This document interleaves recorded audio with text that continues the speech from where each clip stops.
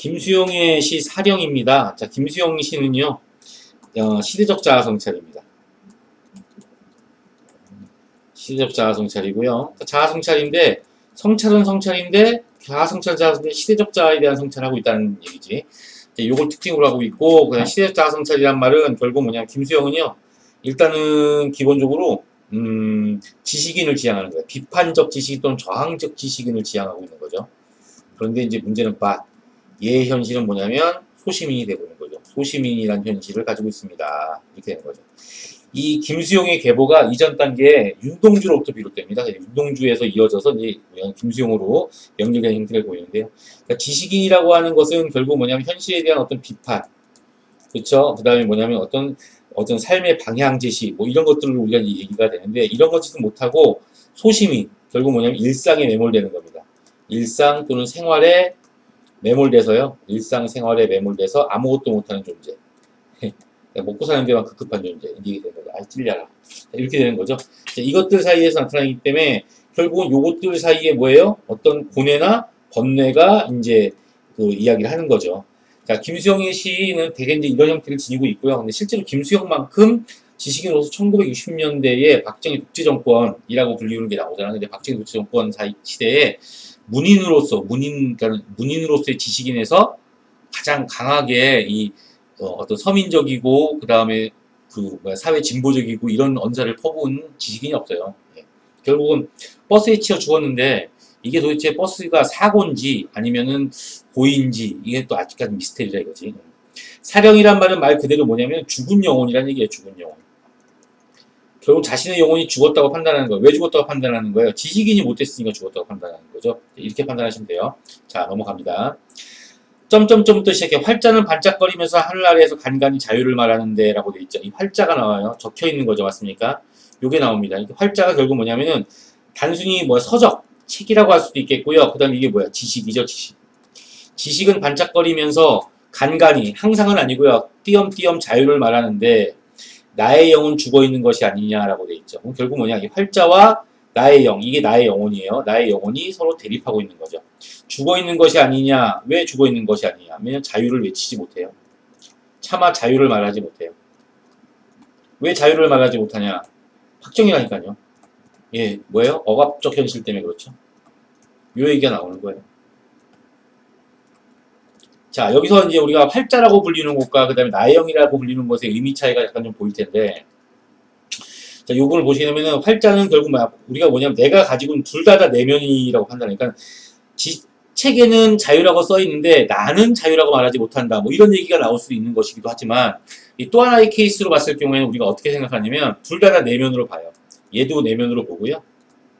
어머, 색깔이 달라졌네. 자, 미안합니다. 슉. 자, 이 활자도 우리가 내면으로 보고요. 이 나의 영혼도 내면으로 보는 거예요. 이렇게. 그런데 이 내면은 뭐냐면 그냥 내 머릿속에 뭐예요? 외부적으로 그냥 강제로 담은 지식으로서의 관념, 지식관념에 해당해요. 지식이나 관념적으로는 자유를 하지만 결국 뭐냐면 그것이 아니라 나의 어떤 성격이나 아니면 실천이죠. 행동으로는 녹아있지 못한 거죠. 자유가. 이렇게 판단하는 게 나아요. 그러니까 파란색보다는 빨간색이 더 나아요. 그러니까 결국 뭐냐면 지식이나 관념으로서 나는 자유를 부르짖을 수 있지만 나의 영혼으로부터 우러나오는 이 소울이 있는 목소리와 그 목소리로는 자유를 외치지 못하고요. 그리고 실제 현실 속에서 권력 앞에 자유를 외치지 못합니다. 이런 식으로 얘기를 하는 게 나아요. 이게 나오고 그래서 선생님 이건 뭐예요? 하고 물어봅니다. 뭐요? 요거요. 점점점 왜 이렇게 됐어요? 못한가요? 그게 아니고 이 점점점은 뭐냐면 그동안 뭐예요? 계속해서 고민과 성찰이 이번 한 번이 아니라 앞에서도 계속 되었음을 보여주는 거죠. 되어 왔음 이걸 보여주고 있는 거예요. 여기가 됐어요? 예, 오케이. 벗이요. 이때 벗은 뭐냐면 바로 저거예요. 활자. 이 벗 이퀄 뭐가 되는 거냐? 활자예요. 그럼 결국 이것이 원관념이 단순한 지식이 됐던 책이 됐던 아니면 뭐예요? 관념이 됐든 뭐가 됐든 간에 일단은 기본적으로 뭐가 되는 거냐면 이건 의인법이 되는 거예요. 자, 그대의 말을 고개 숙이고 듣는 것이 결국 뭐냐면은 지식이나 관념이 계속 되새겨지는데 이거 고개 숙이고 듣는데요. 맞잖아요. 그죠? 근데 이거는 고개 숙이는 것이 그대는 마음에 들지 않아라 했어요. 고개 숙이고 듣는 게 왜 어떻기 때문에 우리가 왜 부모님이나 선생님한테 고개 팍 숙이고 사실은 진심으로 뉘우치는 표정을 줘요? 아니잖아요. 아씨 어찌 끝나냐 이렇게 생각하는 건데 여기는 그 정도까지는 아니고요. 첫 번째는 뭐냐면요. 고개 숙인다는 말은 힘이 없는 거예요. 지금 뭐야? 무기력한 모습으로 듣는 게 마음에 안 드는 거죠. 그 다음에 두 번째가 뭐야? 자, 두 번째가 이제 고개 숙이고 듣는다는 말이 나오잖아요. 그러니까 부끄러움을 가지고 있는 거야, 진짜로. 부끄러워서 고개를 숙이고 있는 거야. 이 부끄러움을 우리가 세 글자로 뭐라고 하잖아요? 자괴감이라고 그래요.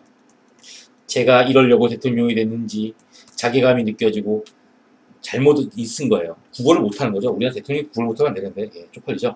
자괴감은 부끄러움이라는 뜻이에요. 그래서 무기력함, 부끄러움 이런 게 나오는 거예요. 알았어요? 이게 나오는 거고 자, 그래서 결국 그대의 말을 고개 숙이고 즉 무기력하고 부끄러운 표정으로 듣는 것이 그대는 마음에 들지 않겠지. 마음에 들지 않아라. 선생님은요. 요걸 갖다가 사람들이 좀 하는데 요게 좀 돼요. 왜냐면 안타라는 말 다음에 아라나 어라가 붙으면요. 이게 감탄형 종교렴이가 돼요. 그래서 마음에 들지 않아라는 말은 그대는 마음에 들지 않겠지. 나도 마음에 들지 않는구나 라는 의미야. 그래서 이거는 뭐야? 마음에 들지 않는구나 라고 하는 영탄으로 갈 수도 있겠고요.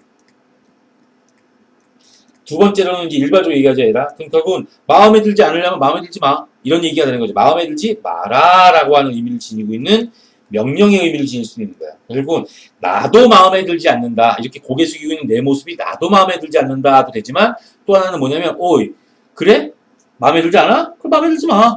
라고 하는 명령의 의미도 되지만 이게 어차피 둘 다 내면의 목소리이기 때문에 둘 다 명령이 쓰이든 영탄이 쓰이든 영탄적 어조가 사용되고 있는 건 맞아요. 둘 다. 알았어요? 예. 영탄과 영탄적 어조는 달라요. 영탄은 영탄법이라서 감탄사의 사용이나 군화와 같은 감탄형 종교로미가 사용되면 영탄법이 사용되고요. 영탄적 어조는 뭐 나에게 쓰는 명령형이라든가 서리법이라든가 뭐 도노법이요. 순자야! 도노법이요. 뭐 이런 것들이 사용되면 이건 영탄적 어조가 되는 거예요. 알았지? 이거는 뭐 개념 설명이기 때문에 여기다 적진 않을 거고요.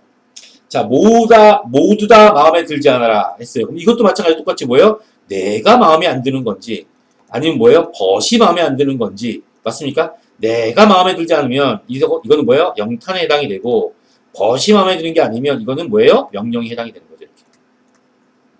자, 어떤 게 마음에 안 드냐면요. 이 황혼도 저 돌벽 아래의 잡초도 담장의 푸른 페인트빛도 이 고요함도 저 고요함도 우리들의 정의도 자 그대의 정의도 우리들의 섬세도 그렇죠? 그리고 이 욕된 교회도 이렇게 나와 있어요. 이것들이 다 뭐예요? 마음에 들지 않는 겁니다. 그래서 한마디로 뭐냐면 결론은 뭐냐 이게 쭉 나열한다는 말이 이걸 다 일일이 해석하라는 얘기가 아니라 결론 뭐야? 모든 것이 마음에 들지 않는다는 얘기예요.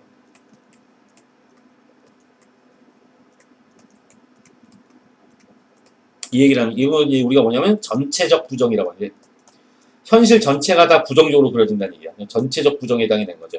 우리가 이 전체적이란 말을 다른 말로 총체적이란 말이라고 해요. 총체적. 총체적이란 말은 솔직히 좀 안 쓰고 싶거든요. 일본식 같아가지고. 예, 이렇게 쓰는데 어차피 뭐냐면 얘가 토탈리티예요. 이렇게 토탈리티한 부정이다. 이렇게 판단하시면 되는 거고 이 황혼도 저 돌벽 아래 잡초도 그러니까 결국 뭐야 자연도 그 다음에 담장에 푸른 페인트빛인데 이 페인트빛은 결국 뭐냐면 얘가 위선적인 희망이요. 아니면 조작된 희망이요. 이 페인트빛이 담장의 푸른 페인트빛은 뭐냐면요. 결국 담장은 낡았는데 그걸 마치 새 담장인 것처럼 가장하는 거거든요. 그러니까 이게 뭐냐면 조작된 희망이라고 판단하시면 되는 거죠. 이게 박정희 때 새마을운동이라는 걸 해가지고 지붕이나 담장을 다 칼라 풀풀하게 했어요. 안에서 농민들의 생계는 썩어나가는데 집만 삐까뻔쩍한 거지 한마디로. 그런 걸 만들어내기도 했다는 얘기죠. 그 다음에 이 고요함 저 고요함인데 고요함이야. 이것도 뭐야? 겉으로 보이는 거죠. 이거 결국 뭐냐? 여기서 보이는 이 페인트나 이 고요함 저 고요함이 가지고 있는 것은 결국 뭐냐? 표리부도. 이 고요함도 결국 뭐냐면 겉으로만 평화로운 거예요. 겉으로만. 우리가 왜 옥상에 딱 올라가서 서울시를 바라보면 그냥 반짝이 저기 있는데 선생님 대치동에 있으니까 저 멀리 있는 그 타워팰리스 보면 반짝반짝 와 돈도 많고 아파트도 없고 걱정이 하나도 없겠네. 살인사건이 날 수도 있어요. 뭐 말인지 알겠지? 그러니까 굉장히 겉으로만 평화로운 거죠. 그러니까 이런 것들을 바라보고 있는 거죠. 그러니까 부정적인 거거든요. 되게 뭐냐면 조작된 희망 결국 뭐야? 그러면 이 고요함은 결국 뭐가 된 거야? 조작된 평화가 되는 거죠. 자, 이게 왜 그러나요? 자, 조작된 평화가 됩니다. 이렇게 우리가 인식을 하면 되고요. 자, 그대의 정의도. 이 그대가 누구예요? 책, 관념, 지식. 지식에서 얘기하는 정의도 이렇게 돼 있어요. 결국 뭐야? 이거는 실천하지 않는 관념으로만 머무르는 거죠. 실천하지 않고 관념으로만 머무르는 이 정의라고 하는 것도, 그럼 그건 뭐야? 정의가 실천하지 않으면 쓸모가 없잖아. 이런 것들, 우리들의 섬세함, 말이 좋아서 섬세함이죠. 사실은 이건 뭐야? 사실은 뭐예요? 소심함이죠. 현실에 대해서 소심하고 소극적으로 대하는 이 모습도 마음에 들지 않는다는 얘기예요. 행동이 죽음에서 나오는, 이게 무슨 뜻이냐면 죽음을 각오하지 않고는 행동할 수 없는 이런 뜻이에요.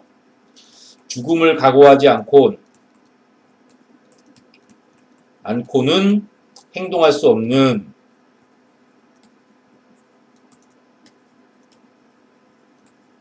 행동은 뭐야? 매우 억압적인, 맞잖아요? 박정희 정권이라니까요.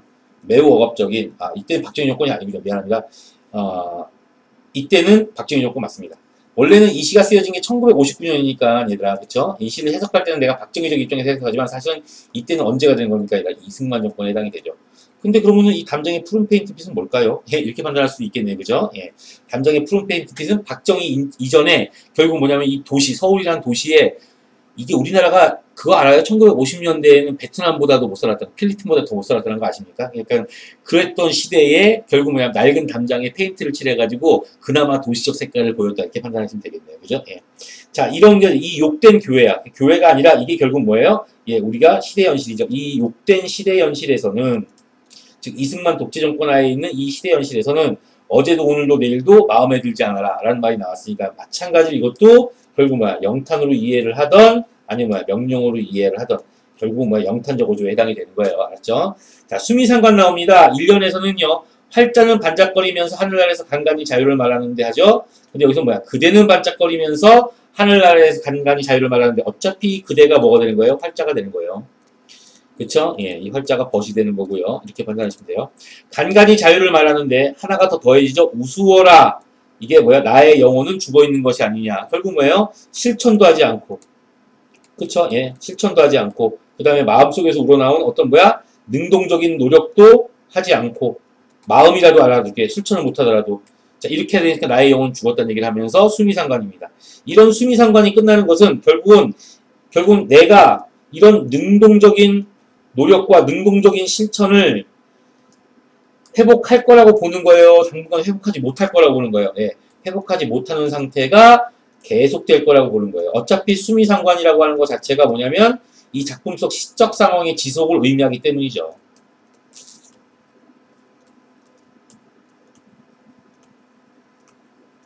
오케이? 그리고 이제 그런 자신을 우습다고 표현하고 있는 이런 것을 우리가 뭐라고 합니까? 자조라고 이야기를 하는 겁니다. 자조적이란 말은 두 가지 의미를 지녀요. 자기를 부정하는 거죠. 자기를 부정적으로 인식하는 거예요. 부정적 인식.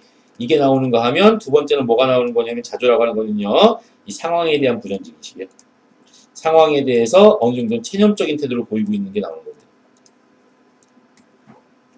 이게 보이고 있는 거죠. 그래서 선생님이랑 이제 이 시를 정리를 할 때, 자, 이 시는 당연히 뭐예요? 역사적 자아성찰 또는 뭐예요? 시대적 자아성찰 그대로 이어지는 거 맞죠? 그리고 아는 것과 행동하는 것의 괴리예요. 맞습니까? 결국은 지식관념과 지식이나 관념과 그 다음에 뭐예요? 이 실천 사이에 결국 뭐야? 간극 또는 뭐야? 괴리. 이게 갈등의 원인이 되는 거죠. 이렇게 판단하시면 되는 거고요. 자, 이 시는 이제 1959년에 이승만 정권 말기 4.19 혁명 1년 전에 쓰여지게 된 형태에 해당이 되고요. 맞습니까? 여기서는 결국 뭐냐면 자신이 결국 뭐야? 두 가지를 보여주는 거야. 어차피 자신의 용기 없음, 자유를 외칠 만한 자신의 용기가 없음을 비웃는데 요게 없음, 요게 바로 뭐예요? 표면적 주제예요. 요게 표면적 주제지만 아까도 얘기했죠. 이 자유를 외치려면 죽음까지, 목숨까지 걸어야 되는 거죠. 뭔지 알겠어요? 결국 뭐냐? 이메 주제는 이 자유와 상반된 억압적 현실에 대한 고발이죠. 현실을 고발하고 비판하고자 하는 게 요게 바로 뭐야? 속에 숨어있는 이면적 주제가 되는 거예요. 만약에 이걸 겉으로 드러냈다면 김수영은 잡아갔겠죠. 이게 이승만 정권 독재 정권의 속성이니까요. 자, 여기까지가 김수영의 사령의 내용이었습니다. 여러분 고생하셨습니다.